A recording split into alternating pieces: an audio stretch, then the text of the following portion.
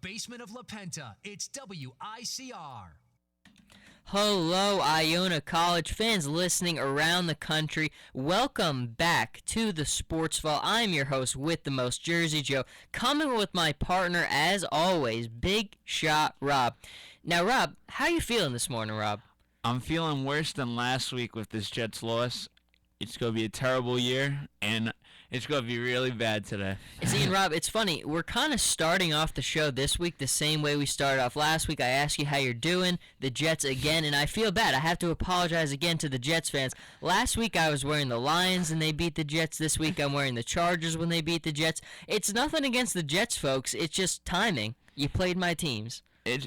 We've looked so pitiful, Joe. You could wear any jersey you want. When the Jets lose this year, we might even go 1-15 this year, 2-14, and I give you permission to wear every jersey that beats my team because I'm just aggravated. This is the worst I've ever felt in years about my Jets team. It is not pretty, but we will get to the Jets eventually. Rob, let's start on a happier note for you. Let's go to the baseball MLB postseason. Man, it has been a great postseason so far. It's just, I mean, at the end of the day, who had Orioles, Royals, and the ALCS? Unbelievable. I mean, I did pick the Orioles. I like the Orioles, but Rob, I want you to go into the Tigers. I mean, we all said after the trade deadline, everybody was just going, it's going to be Tigers Athletics. It's a done deal. Why even play the games? But you know what? It is not. The Tigers are out. And the big thing I was worried about for Detroit, I've been worried about it all year, was their bullpen. And it proved true. I mean, that bullpen could not get the job done.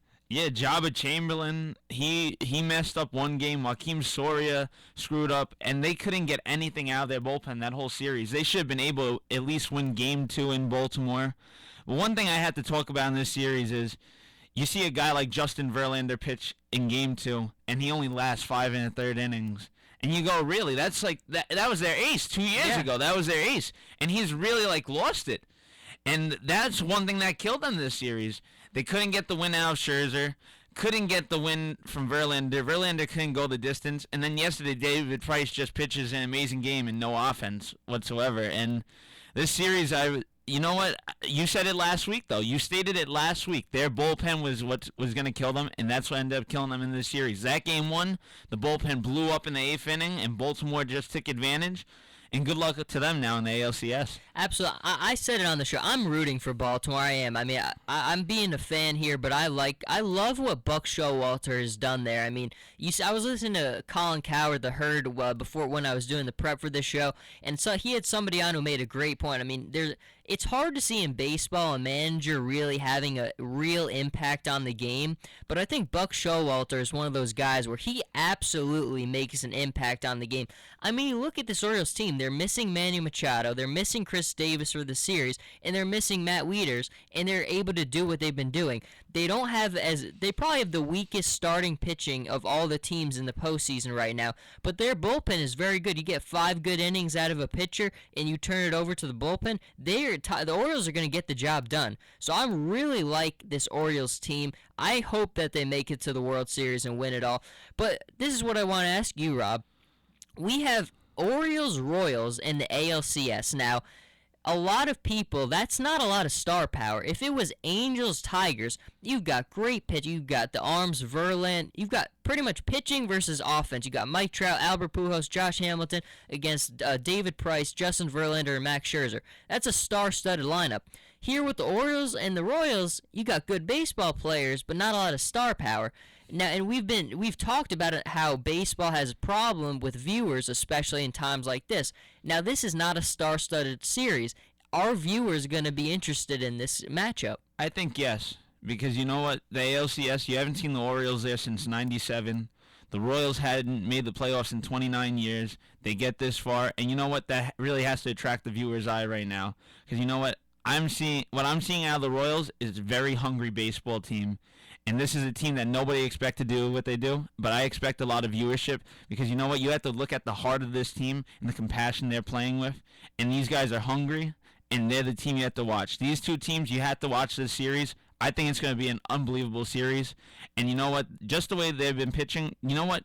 They don't really have that many superstars, But that's not what baseball's all about the superstars. It's about how exciting the game is, and I think there's an exciting series, and I think viewers really have to pay attention to this series. I think you hit the nail on the head when you brought up the energy. I mean, the thing I love most about the Orioles and the Royals is the energy. These are very young ball clubs with a lot of young talent, and they've got a lot of energy. I mean, you look at the way Eric Hosmer's been playing for the Royals.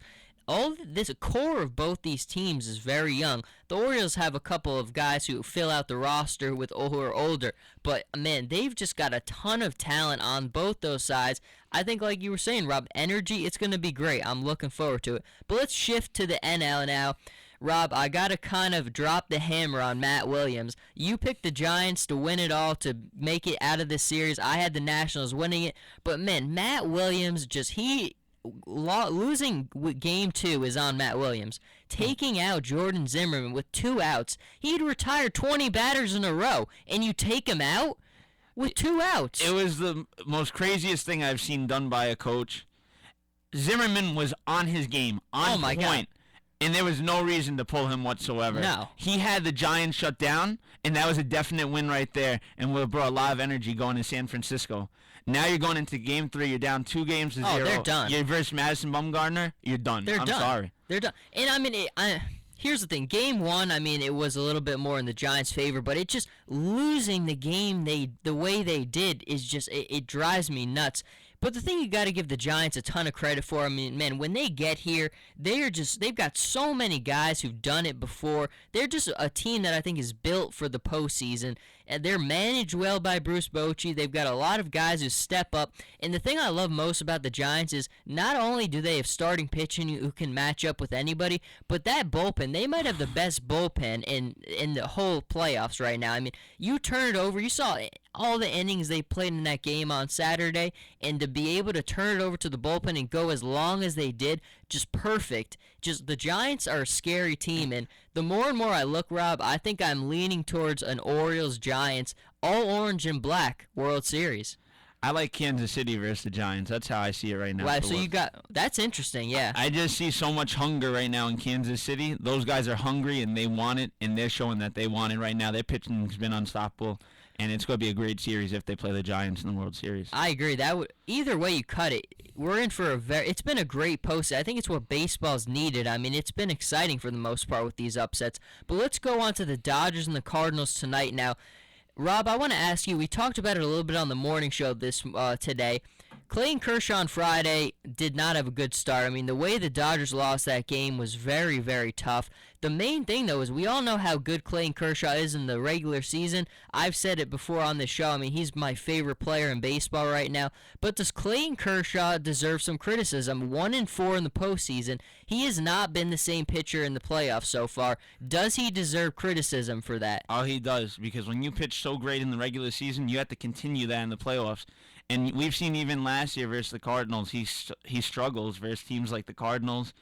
And when I said last week to you that Clayton Kershaw, I said last Friday, I said he'd probably last 6 innings in this game. Yeah. And then I'm watching it, and I was like, oh, no, my prediction's wrong. And then they just blew up on him, the Cardinals. I couldn't believe I was correct regarding that. Unbelievable.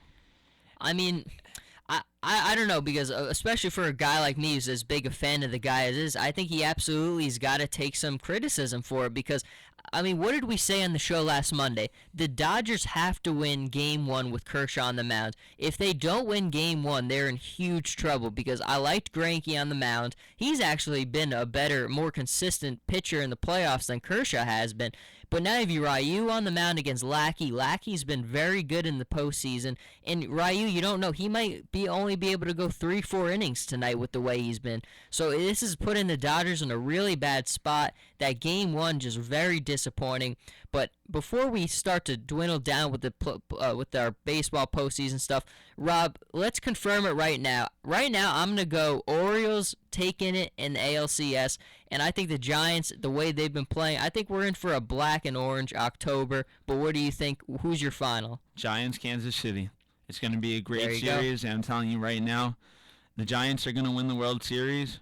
But Kansas City is going to be a real standout this year. And after they make the World Series, a lot of teams better watch out for them next year. Now let's go on. I think it's going to be very exciting. What are the teams like the Tigers, like the Dodgers do? Let's say the Dodgers do lose to the Cardinals. The Tigers, we've seen already, they're out. What do these teams do moving forward? I mean, especially for a team like the Tigers who go out there, they get David Price. I mean, is it just a thing where they need to make tweaks, help, and add additions to the bullpen? Or are we just seeing now that this Tigers team maybe is just not destined to win a World Series?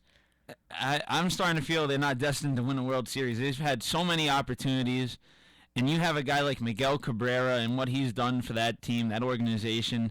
They should at least have one World Series won already. They should have at least one. Well, look, they should have beat the Giants a few years back. I mean, what everybody said when Verlander was like still like the old Verlander, and we just haven't seen the old Verlander since that time. And even you look at some trades, Joe, they give away Doug Fister in the offseason. Oh, man. That was a real killer. That's a guy you could have thrown into the bullpen for you if you needed him in the playoffs. But they have to find a way to build the bullpen. If they could build the bullpen, I think they could be a solid team moving forward.